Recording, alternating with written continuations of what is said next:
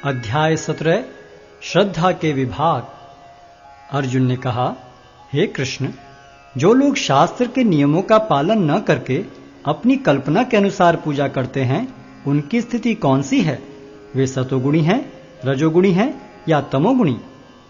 भगवान ने कहा, देहधारी जीव द्वारा अर्जित गुणों के अनुसार उसकी श्रद्धा 3 प्रकार की हो सकती है, सतोगुणी, रजोगुणी अथवा तमोगुणी।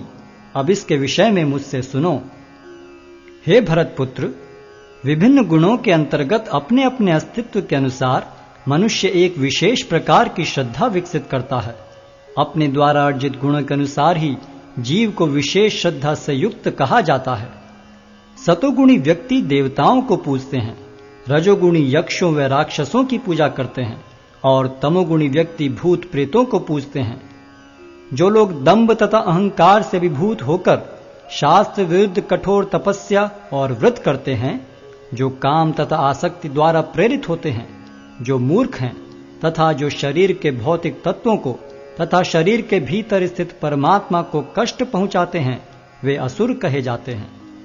यहां तक कि प्रत्येक व्यक्ति जो भोजन पसंद करता है, वह भी प्रकृति के गुणों के अनुसार 3 प्रकार का होता है।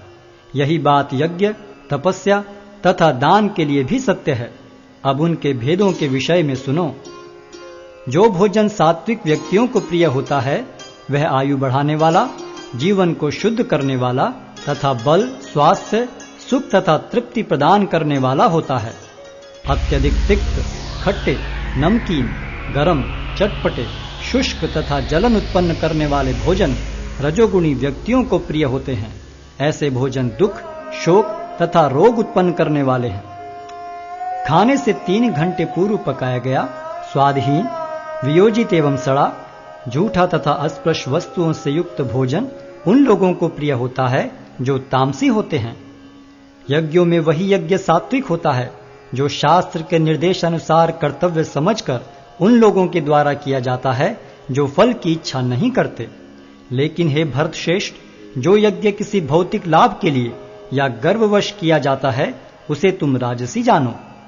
जो यज्ञ शास्त्र के निर्देशों की अवहेलना करके, प्रसाद वितरण किए बिना, वैदिक मंत्रों का उच्चारण किए बिना, पुरोहितों को दक्षिणा दिए बिना तथा श्रद्धा के बिना संपन्न किया जाता है, वह तामसी माना जाता है।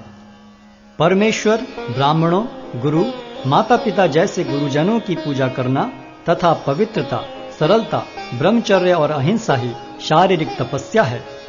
सच्चे, भाने वाले, हितकर तथा अन्यों को शुद्ध न करने वाले वाक्य बोलना और वैदिक साहित्य का नियमित पारायण करना, यही वाणी की तपस्या है।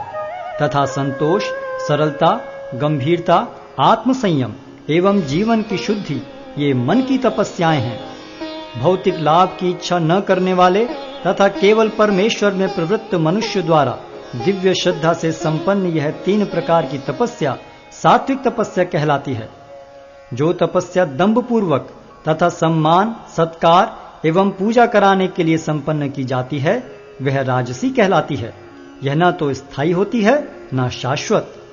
मूर्खतावश आत्मोत्पीड़न के लिए या अन्यों को विनष्ट करने या हानि पहुंचाने के लिए जो तपस्या की जाती है, वह तामसी कहलाती है। जो दान कर्तव्य समझकर किसी प्रत्युपकार की आशा के बिना समुचित काल तथा स्थान में और योग्य व्यक्ति को दिया जाता है, वह सात्विक माना जाता है। किंतु जो दान प्रत्युपकार की भावना से या कर्म फल की इच्छा से या अनिच्छा पूर्वक किया जाता है, वह रजोगुणी कहलाता है।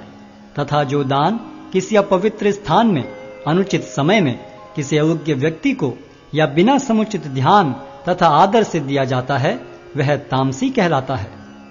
सृष्टि के आदिकाल से ओम तत्सत ये 3 शब्द पर ब्रह्म को सूचित करने के लिए प्रयुक्त किए जाते रहे हैं। ये तीनों सांकेतिक अभिव्यक्तियां ब्राह्मणों द्वारा वैदिक मंत्रों का उच्चारण करते समय तथा ब्रह्म को संतुष्ट करने के लिए यज्ञों के समय प्रयुक्त होती थीं। अतएव योगी जन ब्रह्म की प्राप्ति के लिए शास्त्रीय विधि के अनुसार यज्ञ, दान तथा तप की समस्त क्रियाओं का शुभारंभ सदैव ओम से करते हैं।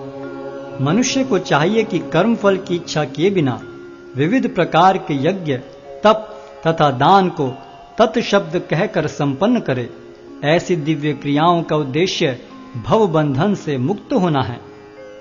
परम सत्य भक्ति में यज्ञ का लक्ष्य है और उसे सत शब्द से अभिहित किया जाता है।